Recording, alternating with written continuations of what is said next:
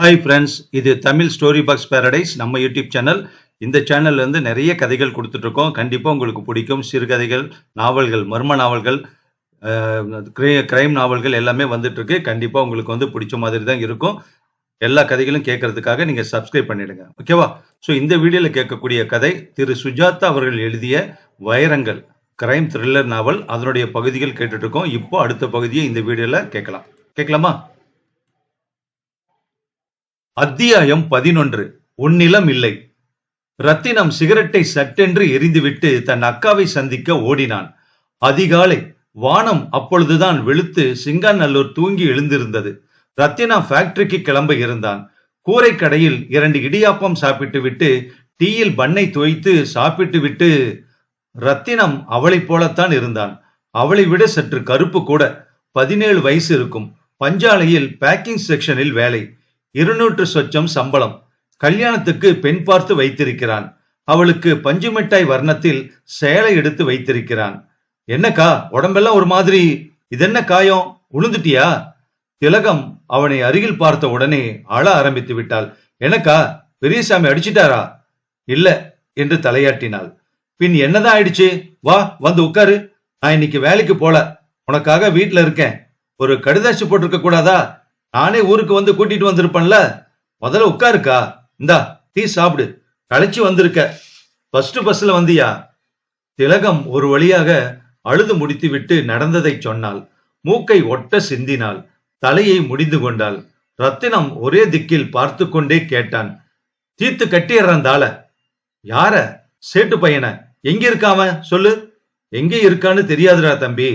ஊர்கோடியில வயக்காடு மாதிரி தெரியுது. மத்தியில தார்சு கட்டடம். கண்டுபிடிச்சிடலாம்க்கா, நீ கவலையப்படாத.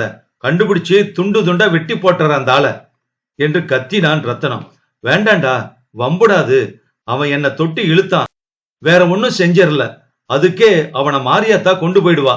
தெய்வம் கொடுக்கும் தண்டனை. வேற ஒன்னும் செய்யல. இல்லடா, தப்பிச்சாம. ரத்தினம் கோழை. சின்ன வயசில் அம்மாவின் சீலைக்கு பின் ஒளிந்து கொள்வான். தொட்டால் பே என்று அழுவான். எல்லாம் தெரியும் திலகத்துக்கு. அவன் ஒன்றும் போய் சேட்டு பையனை கிழித்து விட போவதில்லை. எல்லாம் தெரியும். இருந்தும் தன் தம்பியின் ஆசைக்காக அந்த பாசாங்கு நாடகத்தில் பாகம் வகித்தாள்.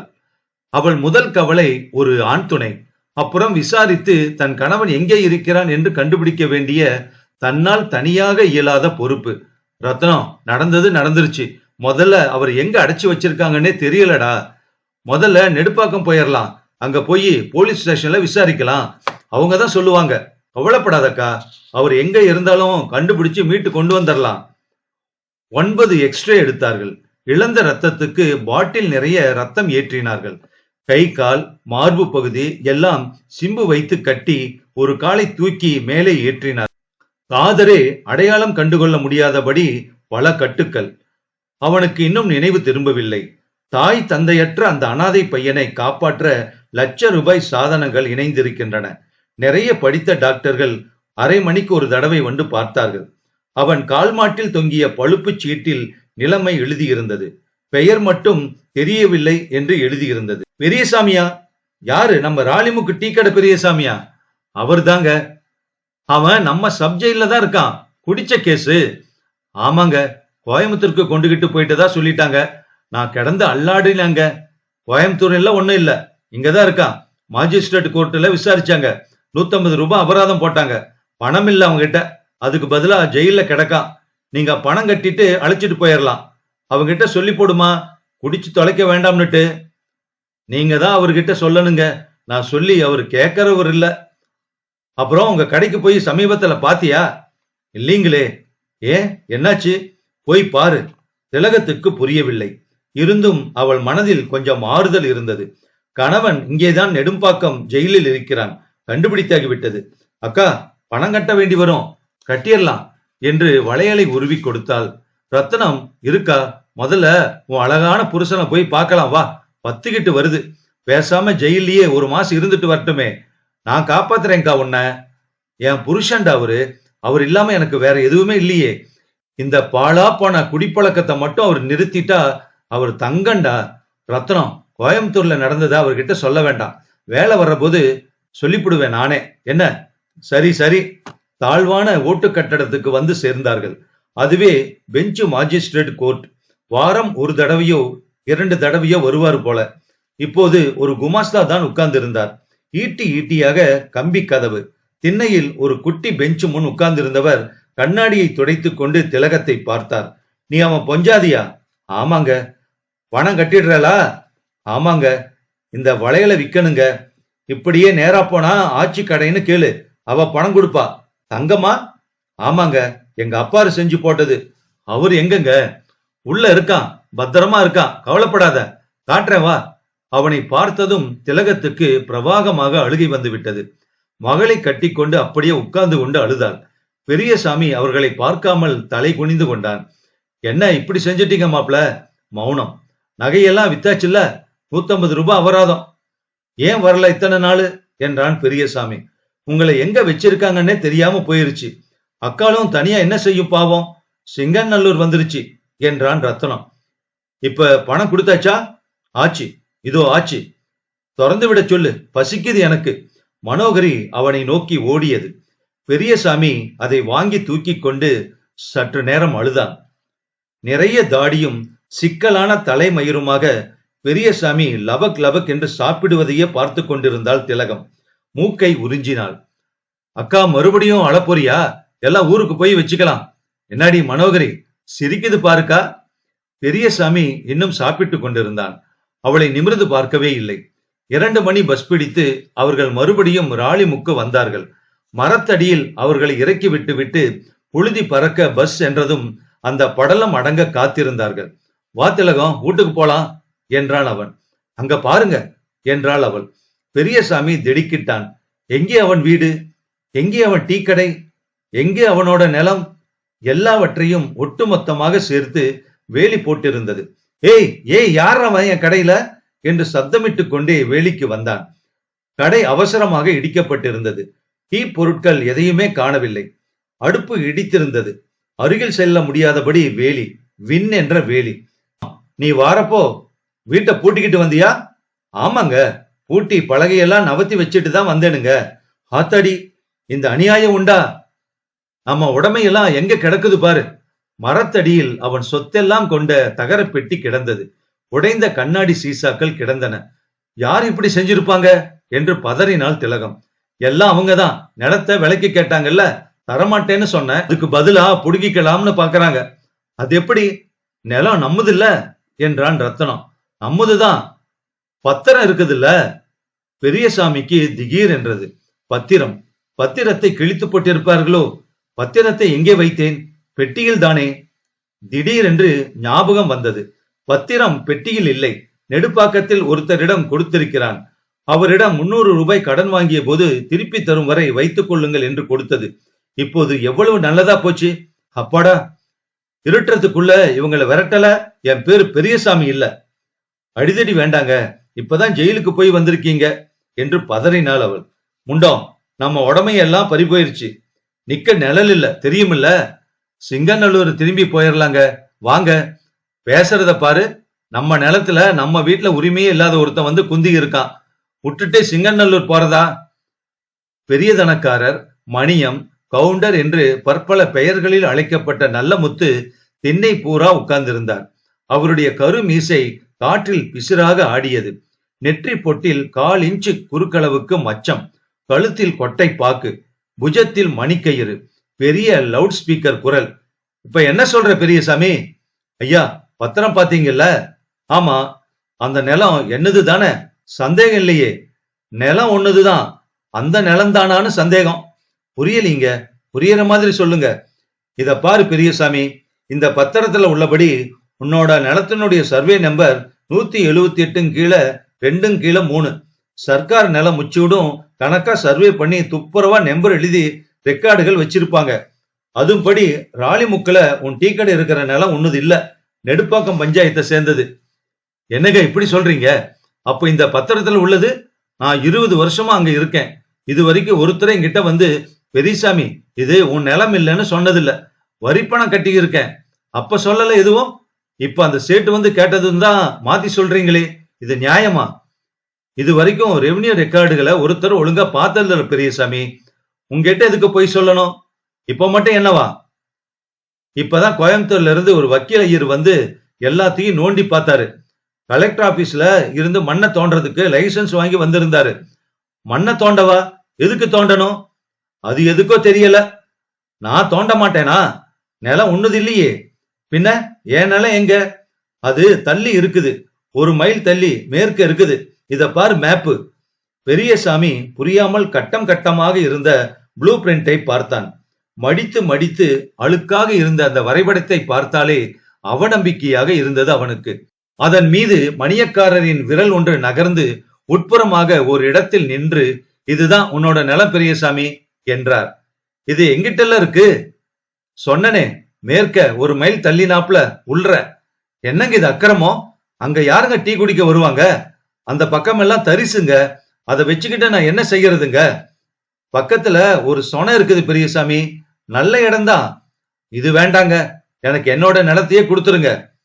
இதுதான் உன்னோட நிலங்கிறேன். அறிவு கேட்டுத்தனமா பேசுறியே. இத பாரு, நான் ஒரு சர்க்கார் ஊழியன்.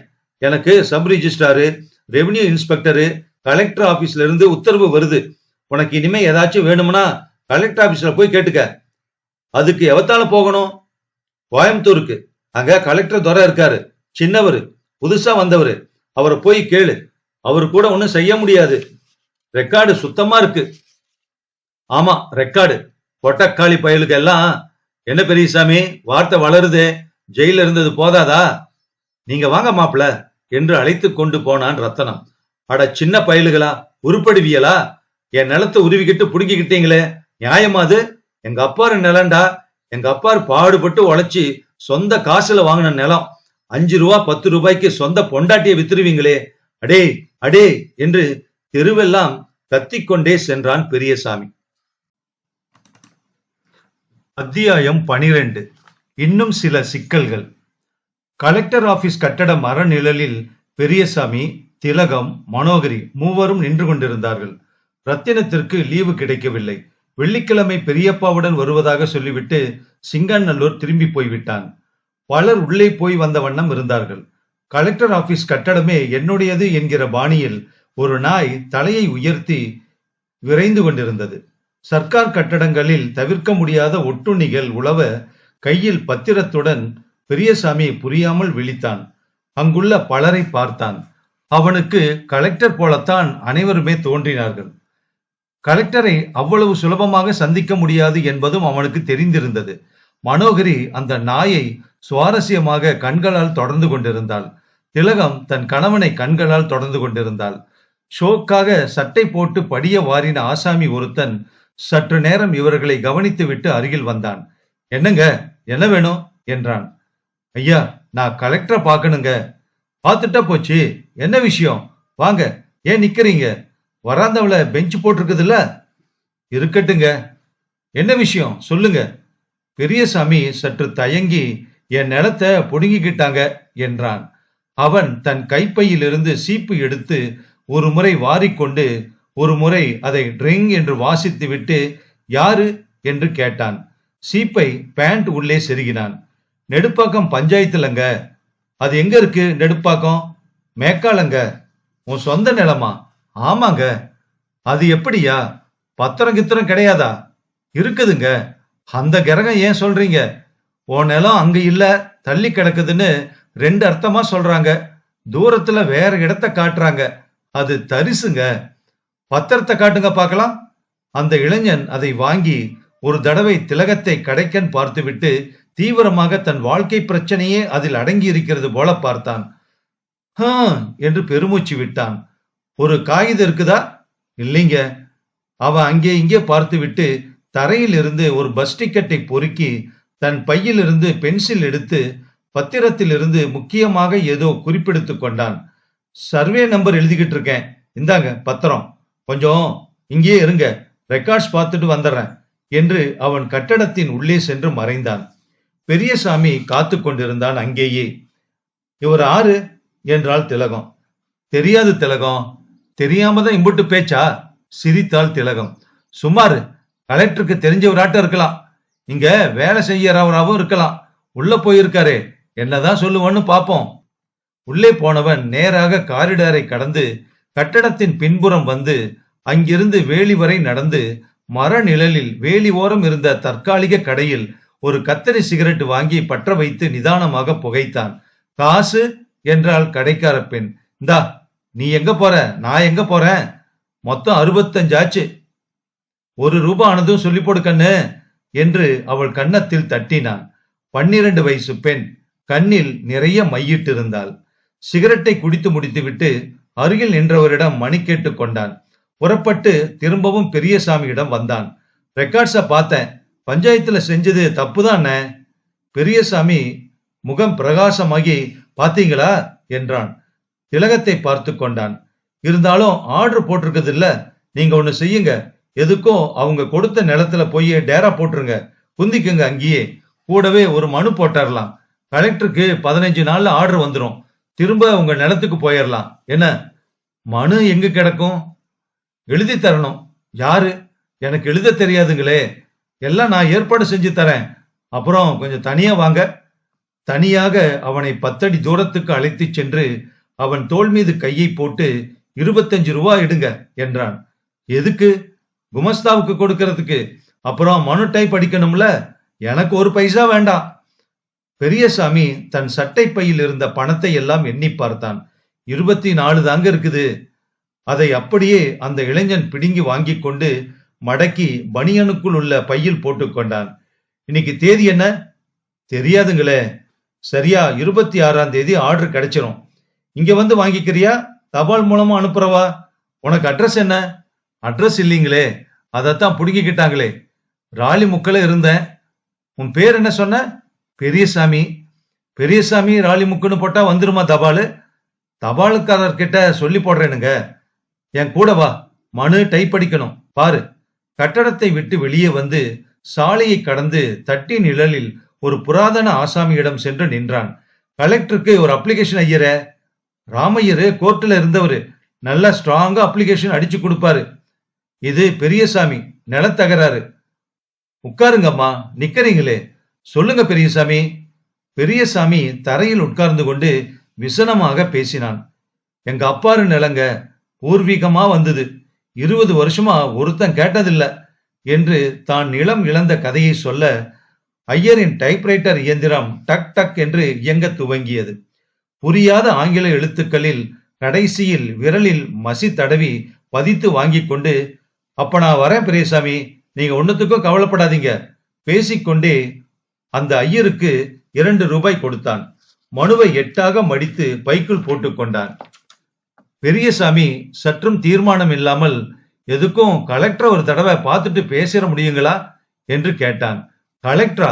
அவரு டூர் போயிருக்காரு, வர கலெக்டரா? அவரு டூர் போயிருக்காரு, வர 1 வாரம் ஆகும். 1 வாரத்துல உனக்கு ஆர்டர் வரல, நேரம் இங்க வந்து என்ன பாரு. நீ எங்க போற, நான் எங்க போறேன்? என்ன? சரிதானுங்க. அவர்கள் பேசிக்கொண்டிருக்க கலெக்டர் தம் ஃபியட் காரில் வந்து இறங்கி உள்ளே சென்றார். அப்ப நான் வரட்டுங்களா என்றான் பெரியசாமி. தாராளமா கிளம்புங்க. சற்று தயங்கி, இருக்கிற காசு அம்புட்டும் கொடுத்துட்டேனுங்க, திரும்பி போக பஸ் சார்ஜுக்கு காசு வேணும் என்றான். உங்க ஊருக்கு சார்ஜ் எத்தனை? தெரியாதுங்க. இந்தா 1.5 ரூபாய் வச்சுக்க. திலகத்தையும் மனோகரியையும் அழைத்து கொண்டு பெரியசாமி பஸ் நிலையத்தை நோக்கி நடந்தான். 1.5 ரூபாய் போதவில்லை. ஒண்டிப்பட்டியிலேயே இறக்கிவிட்டு விட்டார்கள். 15 மைல் நடக்க வேண்டியிருந்தது. அன்புள்ள ஐயா, சமீபத்தில் ராலிமுக்கு என்ற இடத்தில் நெடுப்பாக்கம் பஞ்சாயத்து நிலத்தில் மேக்னீசியம், மாங்கனீஸ் முதலிய கனிமங்களை தோண்டுவதற்காக உங்கள் அலுவலகத்தினால் பிரேம்சந்த் அகர்சந்த் என்பவருக்கு ஒரு பிராஸ்பெக்டிங் லைசன்ஸ் கொடுக்கப்பட்டிருக்கிறது. அந்த இடத்தில் வைரங்கள் கிடைப்பதாக ஆதாரபூர்வமான தகவல்கள் கிடைத்திருக்கின்றன. வைரங்கள் தோண்டப்பட்டு திருட்டுத்தனமாக பம்பாய்க்கு கடத்தி செல்லப்படுகின்றன. இதனால் அரசாங்கத்துக்கு ஏற்படும் வருமான இழப்பை கணக்கிடுவதற்கில்லை. இதனை உடனே விசாரித்து அந்த இடத்தை சர்க்காரை எடுத்துக்கொள்ளும்படி வேண்டுகிறேன். இஞ்சனம் வி சதாசிவராவ். கடிதம் கலெக்டர் ஆபீஸுக்கு வந்து அதை கலெக்டர் அப்படியே மாநில ஜாலிஸ்டுக்கு அனுப்பியிருந்தார். அதில் the area has been extensively surveyed by GSI and SGD. There are no diamonds in that area, not evidence trial diamond. If you so desire, you may cancel PA and seal of the land. We will do the resurvey, but I have no doubts என்று எழுதியிருந்தார் geologist. இதன் கீழ் ஆணைக்காக என்று ஒரு உப கலெக்டரின் வாசகத்துக்கு கீழ் collector குறிப்பு. Licence கொடுத்தவரை சரி, இனி புதுப்பிக்க வேண்டாம். இப்போதைக்கு அவன் தோண்டுகிற வரை தோண்டட்டும். ஒரு முறை நான் சென்று பார்க்கிறேன். கடிதத்திற்கு தக்க பதில் தரவும். ஒப்பம். சீனிவாச சர்மா யோசனையில் ஆழ்ந்தார். அவர் எதிரே பிரேம் நடந்து கொண்டு கையை கையுடன் ஓங்கி குத்தி கொண்டிருந்தான். இதுவரைக்கும் மொத்த 40,000 ரூபாய் பண்ணிவிட்டேன் ப்ரொஃபசர், செலவு. ஆஹா, ஒரு கல்லு கிடைக்கலையே. எவ்வளவு ஆழம் தோன்றது? எங்க தோன்றது? வெறும் கருப்பு கருப்பா கட்டி தான் வருது. ஷாலா, எங்க அப்பா அப்பவே சொன்னாரு அந்த வியாபாரம் வேண்டாம்னு. இத பாரு பிரேம், பொறுமை நிறைய வேணும். சட்டு புட்டுன்னு கிடைச்சிடாது. நான் சொன்னேன் பாரு, பைப் லைன், அது மட்டும் எங்க இருக்குன்னு கண்டுபிடிச்சிட்டா. பாருங்க ப்ரொஃபசர், இந்த பைப் லைன் கதி கேட்டு சுஸ்து ஆயிடுச்சு. உங்களை டைரக்டரா போட்டு மாசம் 1000 கன்சல்டன்சி வேற தண்டம். ப்ரொஃபசருக்கு முகம் கடுமையாக, இத பாரு சேட்டு, நானும் உங்ககிட்ட வரல, நீதான் என்ன கெஞ்சி கேட்டுக்கிட்ட என்றார். கோவிச்சுக்காதீங்க ப்ரொஃபசர், இப்ப நீ என்ன சொல்றீங்க? கிடைக்குமா கிடைக்காதா? எனக்கு மறுபடியும் அந்த கல்லை பார்த்தாகணும். 1 செகண்ட் ஒப்பீனியனுக்கு. எந்த கல்லு? முதல்ல என்கிட்ட காட்டினியே அது. அழுக்கு வைரமா? அதான், கொண்டு வாத. அததான் எங்கேயோ வச்சேன்னு யோசிக்கிறேன். ஷாலா, என்னது, அதை காணுமா? ஆமாம் ப்ரொஃபசர். ஏய், என்னடா சொல்ற? அது நல்ல வைரமா இருந்தா லட்சக்கணக்கில் அதுக்கு மதிப்பு இருக்கும்டா. அது நல்ல வைரமா இருந்தா. ப்ரொஃபசர், எனக்கு என்னவோ ஒரு விஷயம் ஒதுக்கிது. அந்த இடத்துல அவ்வளவு வைரம் இருந்தா கவர்மெண்ட் சும்மா விடுவாங்களா? மத்திய பிரதேசல பன்னாவுல எவ்வளவு தோன்றாங்க, அந்த மாதிரி இங்கேயும் கண்டுபிடிச்சு தோண்டி இருக்க மாட்டாங்களா? வெள்ளக்காரன் விட்டு வச்சிருப்பானா? அதுக்கப்புறம் இந்தியா கவர்மெண்ட் அப்படி சுலபமா லைசன்ஸ் கொடுத்துருமா? இத பாரு, நான் ஜியாலஜி டிபார்ட்மெண்ட்ல இருந்தவன். எனக்கு இதெல்லாம் நல்லாவே தெரியும். டிபார்ட்மெண்ட்ல இந்த ஏரியாவே சரியா சர்வே பண்ணல, அதுவே எனக்கு தெரியும். எப்படியோ நாம 2 வாரமா தோண்டிக்கிட்டு இருக்கோம். களிமண் உருண்டை தான் கிடைக்குது. 40,000 ரூபாய் செலவு பண்ணியாச்சு. பைப், அந்த வைர பைப் மட்டும் கிடைச்சிட்டா போதும். அவர் போனதும் பிரேம் சின்னியை கூப்பிட்டான். மேஜ மேல ஒரு கல்லு கட்டி வச்சிருந்தேன், பாத்தியா சின்னி? தெரியாதுங்களே, நான் உங்க மேஜ மேல எதுவும் தொடர்றது இல்லைங்க. சின்னி பிரேமின் அறையை சுத்தம் செய்யும் போது அந்த கல்லை பார்த்திருந்தாள். அதை எடுத்து, இது எதுக்கு அழுக்கு கல்லு மேஜ மேல கிடக்குது என்று ஜன்னலுக்கு வெளியே சாக்கடையில் எறிந்து விட்டாள். அதை இப்போது அவனிடம் சொன்னால் கோபித்துக் கொள்வான். அவன் கோபப்படக்கூடாது. அவனிடம் சொல்ல வேண்டிய இன்னொரு முக்கிய விஷயம் இருக்கிறது. என்ன சின்னி நிக்கிற? எசமா, நம்ம விஷயம் என்னது? ஒரு மாதிரி ஆயிருச்சுங்க. ஒரு மாதிரினா என்ன? சமஜில வர மாதிரி சொல்லு. நான் முழுவலிங்க. முழுவல அப்படின்னா? சின்னி பெருசா அழ ஆரம்பித்தாள். பிரேம் சற்று முற்றும் பார்த்து, இத பாரு சின்னி, உரி பண்ணாத, நான் எல்லாத்தையும் கவனிச்சுக்கிறேன். இப்ப என்ன ஆயிடுச்சு? பெரிய சர்க்கார் கிட்ட மட்டும் சொல்லிடாத. இந்தா ரூபா பிச்சுக்கோ. பிரேமுக்கு கைகள் இன்னும் நடுங்க ஆரம்பித்தன. எத்தனை சிக்கல்கள்! இந்த பெண்ணை என்ன செய்வது? யாரை கேட்பது? தாயையா? இல்லை டாக்டரை? பிரேமுக்கு இன்னொரு சிக்கல் இப்போது உருவாகி கொண்டிருந்தது. அது காதல். அத்தியாயம் 13. இன்னும் சில வைரங்கள். கடைசி அத்தியாயம். இன்ஸ்பெக்டர் செல்வராஜ் ஆஸ்பத்திரிக்கு வந்தபோது காலை 9 மணி. நேராக கேஷுவாலிட்டியை கடந்து தவிர்க்க முடியாத வாசனைகளின் ஊடே நடந்தார். 28ஆம் எண் அறையில் பாதி கதவை தள்ளிக்கொண்டு உள்ளே சென்றார். டாக்டர் அங்கே இல்லை. அவர் வரட்டும் என்று நாற்காலியில் உட்கார்ந்தார். தன் தொப்பியை எடுத்து மடியில் வைத்துக் கொண்டார். ஜன்னலுக்கு வெளியே மழை தெரிந்தது. செல்வராஜ் மதுரைக்காரர். சமீபத்தில் தான் கோவைக்கு மாற்றலாகி வந்திருப்பவர். கோவையில் பாஷையும் ஜாடைகளும் அவருக்கு இன்னும் பிடிபடவில்லை. ஒரு சின்ன பையனை அவ்வளவு மூர்க்கத்தனமாக அடித்து சாலையோரம் மூச்சு பேச்சின்றி போட்டுவிட்டு ஓடக்கூடிய மனிதர்கள் இந்த நகரத்தில் இருக்கிறார்கள் என்பது செல்வராஜுக்கு கவலையும் அச்சமும் தந்தன. எங்கே இந்த டாக்டர்? அவசரமாக போன் செய்திருந்தாரே. அந்த பையன் எப்படி இருக்கிறானோ? வார்டுக்கு சென்று பார்த்துவிட்டு வரலாமா?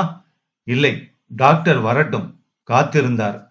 பிரேம் கவலையாக தன் தகப்பன் முன் உட்கார்ந்திருந்தான். பெரிய சேட் இடித்த வெற்றிலை பாக்கை பற்கள் அதிகமற்று கடித்து மென்று கொண்டே பேசினார். நான் அப்பொழுதே எச்சரிச்சேன். நீ கேட்க மாட்டேன்னு சொல்லிட்ட.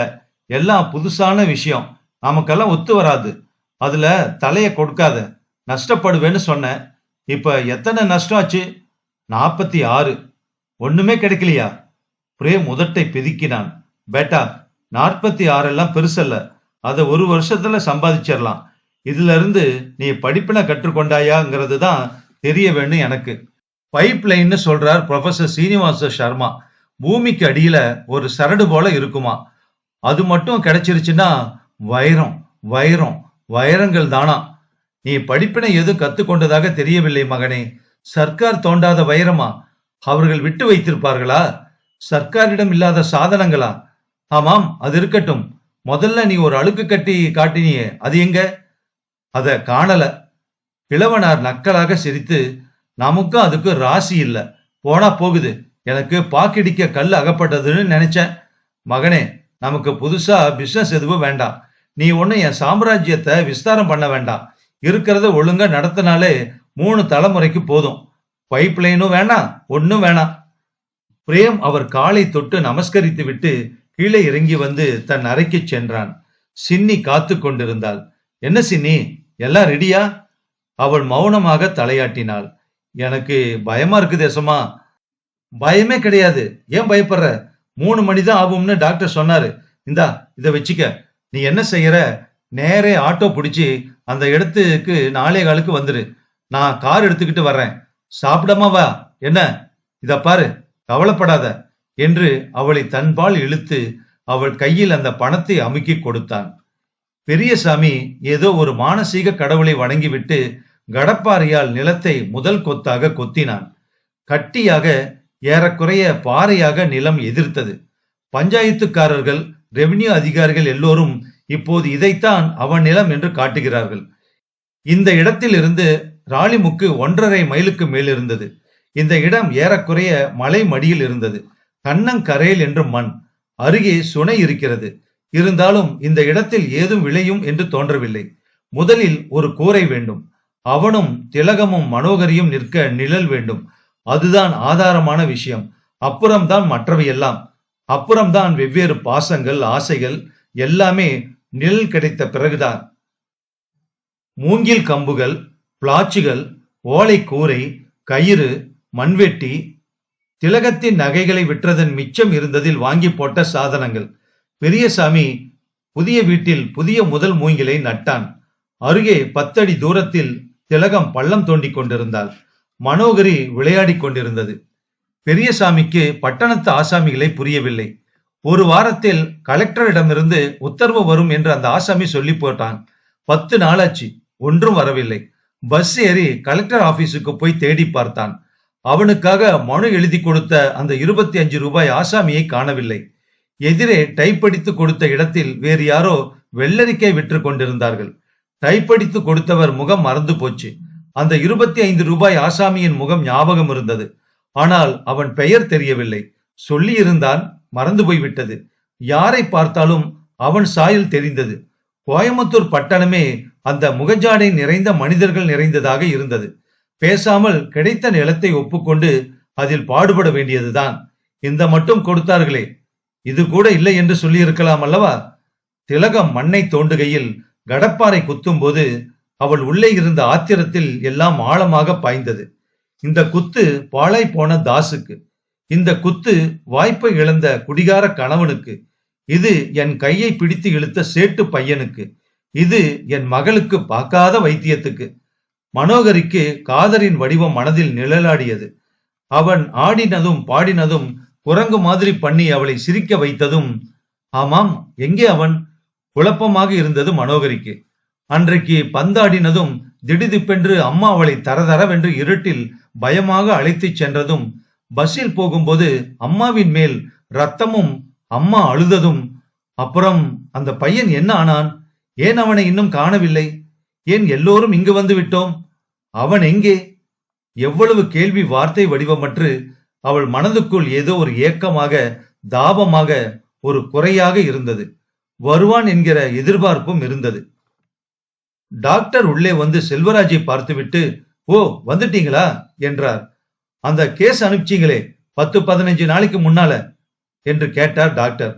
ஆமா என்றார் இன்ஸ்பெக்டர். பையன் எப்படி இருக்கான்? அவன் இறந்து போயிட்டான் இன்ஸ்பெக்டர். அடடா! செல்வராஜ் சற்று நேரம் செயலற்று போனார். அவன் யாருங்க என்று கேட்டார் டாக்டர். தெரியலீங்களே. இன்னும் கண்டுபிடிக்கலையா? இன்ஸ்பெக்டர் சற்று தயங்கி இன்னும் இல்லீங்க என்றார். பாடியை என்ன பண்றது? பாடி எங்க இருக்கு டாக்டர்? வார்டுல தான் இருக்கும். இன்ஸ்ட்ரக்ஷனுக்காக காத்திருப்பாங்க. மார்ச்சுவரிக்கு அனுப்பிடலாம்.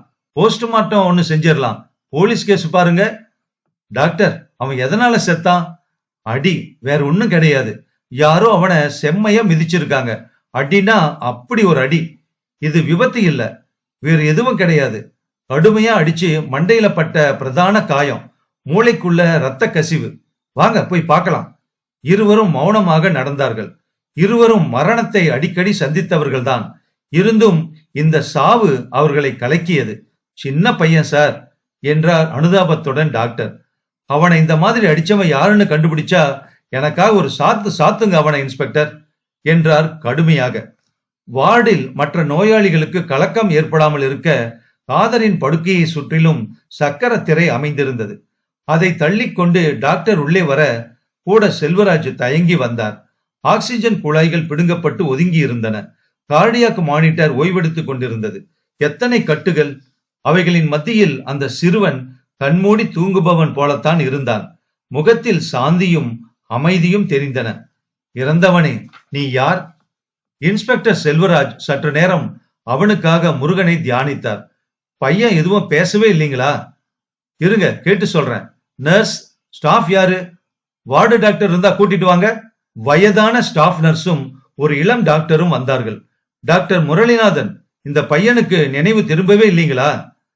முரளிநாதன் காலடியில் தொங்கிய சார்ட்டை பார்க்க, ஸ்டாஃப் நர்ஸ், வந்துச்சு டாக்டர், ஒரு முறை வந்துச்சு என்றால் அவசரமாக. அப்ப ஏதாவது பேசினானா? பேர் கேட்டோம், காதர்னு சொன்னான். அப்புறம் தெரிஞ்சவங்க அட்ரஸ் பேரு கேட்டோம், மனோகரின்னு சொன்னான். எழுதி வச்சிருக்கேன். உன்னை யாரா இந்த மாதிரி அடிச்சாங்கன்னு கேட்டதுக்கு சின்ன எஜமான்னு சொன்னான். அவன் யாருன்னு கேட்டேன், தெரியாதுன்னு சொன்னான். மறுபடியும் மயக்கமாயிட்டான். அதுக்கப்புறம் நினைவே வரல டாக்டர். இன்ஸ்பெக்டர் ஆஸ்பத்திரியினுடைய பழுப்பு காகிதத்தில் மனோகரி, காதர் என்று குறிப்பெடுத்துக் கொண்டார். சின்ன எஜமா, வேற ஒன்னும் சொல்லலையா? இல்லீங்க, பெரும்பாலும் மயக்கத்திலே இருந்தான் என்றால் அந்த ஸ்டாஃப் நர்ஸ். இளமையாக இருந்த நர்ஸ் ஒருத்தி ஆஸ்பத்திரிக்கு அட்மிட் பண்ண போது அவன் பைக்குள் இருந்தது என்று தலைமாட்டுக்கு அடியில் இருந்த அதை இன்ஸ்பெக்டரிடம் எடுத்து கொடுத்தாள். மஞ்சளாக ஒரு டென்னிஸ் பந்து, சேரன் போக்குவரத்து கழக பஸ் டிக்கெட் 3, 35 பைசா சில்லறை, காதர் விட்டு போன சொத்துக்கள். அந்த பெண் அவைகளை தரும்போது கண்ணில் கண்ணீர் தெரிந்தது. நாங்க எல்லோரும் ரொம்ப முயற்சி பண்ணணும் சார், அவனை பொழைக்க வைக்கிறதுக்கு. இன்ஸ்பெக்டர் அந்த பந்தை ஆராய்ந்து கொண்டே ஒரு தடவை படுக்கையை பார்த்துவிட்டு வெளியே வந்தார். பாடி என்ன பண்றது? போஸ்ட்மார்ட்டம் ரிப்போர்ட் ஒண்ணு கொடுத்துருங்க. அப்புறம் போலீஸ் போட்டோகிராஃபர் ஒருத்தரை அனுப்பி வைக்கிறோம். பின்னால ஐடென்டிபிகேஷனுக்கு போட்டோ வேணும். அதுக்கப்புறம் புதைச்சிடலாம். சரி இன்ஸ்பெக்டர். டாக்டர் முரளிநாதன், அவன் இறந்து போய் எத்தனை நேரமாச்சு? கண்களை உபயோகப்படுத்த முடியுமா? 1 மணி நேரம் தான் சார் ஆச்சு. பாடி கூட அனாட்டமி டிபார்ட்மெண்ட்ல உபயோகப்படும். வேண்டாங்க. ஆஸ்பத்திரிக்கு வெளியே வரும்போது அந்த பந்தை எடுத்து ஆராய்ந்தார். மெலிதான மஞ்சளான டென்னிஸ் பந்து. டென்னிஸ் கோர்ட்டுகளில் விசாரிக்க வேண்டும். அங்கே பந்து பொறுக்கி போடும் பையனா? காதர், சின்ன எஜமா, எல்லா டென்னிஸ் கோர்ட்டுகளிலும் விசாரிக்க வேண்டும். அந்த பையன் அணிந்திருந்த சட்டை நிஜாரில் ஒரு ரெடிமேட் கடையின் பெயர் இருந்தது. அங்கே போய் விசாரிக்க வேண்டும். ஜீப்பில் உட்கார்ந்தார். ஸ்டேஷனுக்கா சார் என்றார் டிரைவர். இல்லப்பா, மருதமலை ரோடு. மறுபடியும் அந்த பையனின் உடல் அகப்பட்ட அந்த சாலையில் போய் பார்க்கலாம். டென்னிஸ் பந்து, டென்னிஸ். ஜீப் விரைந்து செல்ல அவர் உள் மனதுக்குள் ஒரு வைராக்கியம் பிறந்தது. இந்த கேஸை நான் விடமாட்டேன், விட போவதில்லை. அந்த பையனின் முகம் அடிக்கடி அவர் ஞாபகத்தில் குறுக்கிட்டது. காதர், சின்ன எஜமா, டென்னிஸ். இதோ இந்த மரத்தடியில் தான் சாலைக்கு ஒதுக்குப்புறமாக கிடந்தான். மெல்ல போப்பா. ஜீப் ஊர்ந்தது. இருபுறமும் பார்த்து கொண்டே சென்றார். வேளாண்மை பல்கலைக்கழகத்தில் டென்னிஸ் கோர்ட்டுகள் இருக்கும். அங்கே விசாரிக்க வேண்டும். சின்ன எஜமான். பல்கலைக்கழகத்தில் சின்ன எஜமானா? பரிசோதனை வயல்களை தாண்டி ஏறக்குறைய அந்த ஸ்தலத்தில் இருந்து 1 மைல் வந்துவிட்டார். திரும்பி போய்விடலாம். ஆமாம், இது என்ன? சாலையில் இருந்து ஒரு பாதை விலகிச் சென்றது. தூரத்தில் வேலி தெரிந்தது. பெரிய மரத்தின் மடியில் ஒரு வீடு, பண்ணை போல. அப்புறம் அது என்ன? கருப்பு தட்டிகளால் மறைக்கப்பட்ட டென்னிஸ் கோர்ட். ஜீப்ப நிறுத்துப்பா, ஜீப்ப அந்த மண் பாதையில விடு என்றார் இன்ஸ்பெக்டர். அந்த வீட்டை அணுக அணுக அவர் இதய துடிப்பு அதிகரித்தது. பெரிய மரம், அதன் நிழலில் வீடு, அதன் வாசலில் ஒரு கிழவன் பூச்செடிகளுக்கு நீர் இறைத்துக் கொண்டிருக்க ஜீப்பை நிறுத்தி இறங்கி அவனை அணுகினார். தாத்தா வணக்கம். வணக்கமுங்க என்றான் கிழவன். கண்களில் கலக்கம், சற்று பயம். போலீஸ்காரவுகளா? பயப்படாதீங்க, உங்க சின்ன எஜமா வந்தாரா? அவரை பார்க்க வேணும். அவரு வரலீங்களே, 15-20 நாளாச்சு. ஏங்க? ஒண்ணுமில்ல, சும்மா விசாரிக்கதான். ஆமா, இந்த காதர் பையன் வந்தானா சமீபத்துல? காதர் கூட வரலீங்களே, அவனும் சின்ன எஜமா வந்த அன்னைக்கு காலையில வந்தவன் தான். யாரோ ஒரு பொம்பளை கூட்டிக்கிட்டு. அப்புறம் தாஸ் இல்ல, தாஸ் டிரைவர், அவரும் சின்ன எஜமானும் வந்தாங்க. இன்ஸ்பெக்டர் செல்வராஜ் புன்னகைத்தார். அப்பா அம்மா இருவரும் வேர்வையை பெருக்கி உழைத்துக் கொண்டிருக்க பளபளக்க மனோகரி மண்ணை தோண்டிக் கொண்டே மெதுவாக சுனை வரை சென்று விட்டது. நீர் சலசலப்பு இல்லாமல் கண்ணாடி போல இருந்தது. மனோகரி எட்டி பார்த்தது. காதரின் முகம் தெரிந்தது. சிரித்தது. காலடியில் கிளறுகையில் ஒரு கல் கிடைத்தது. அதை எடுத்தது. அழுக்கான கல்லை தன் பாவாடையில் துடைத்தது. அதனுள் பளபள என்று ஏதோ ஜொலித்தது. அம்மாவிடம் கொடுக்கலாமா என்று யோசித்தது. சென்ற தடவை கொடுத்த போது ஏதோ கெட்டதாகிவிட்டது. வேண்டவே வேண்டாம். புரொஃபசர் சர்மாவின் பைப் லைனின் மேல் நின்று கொண்டிருந்த மனோகரி அந்த கல்லை தூக்கி சுனைக்குள் எறிந்தாள். பிளக் என்று அந்த 2வது வைரக்கல் நீரில் விழுந்து மூழ்கியது. சுஜாதா அவர்கள் எழுதிய கிரைம் த்ரில்லர் நாவல் வைரங்கள் முற்றும். கண்டிப்பா வைரத்துக்கு தோஷம் இருக்குன்னு சொல்லுவாங்க. நிறைய பேர் பெண்கள் அணியறாங்க. ஆனா அந்த தோஷம் நீக்கிட்டு பரிகாரம் எல்லாம் செஞ்சுட்டு நகையாக அணிகலனாக செஞ்சு போட்டுக்குவாங்கன்னு சொல்லுவாங்க. ஆனா தோஷமுள்ள வைரங்கள் நிறைய இருக்குன்னு சொல்லுவாங்க. அந்த வைரத்தை அடையறதுக்காக பிரேம் எவ்வளவோ ட்ரை பண்றான். அவனுக்கு நஷ்டம் தான் வருது.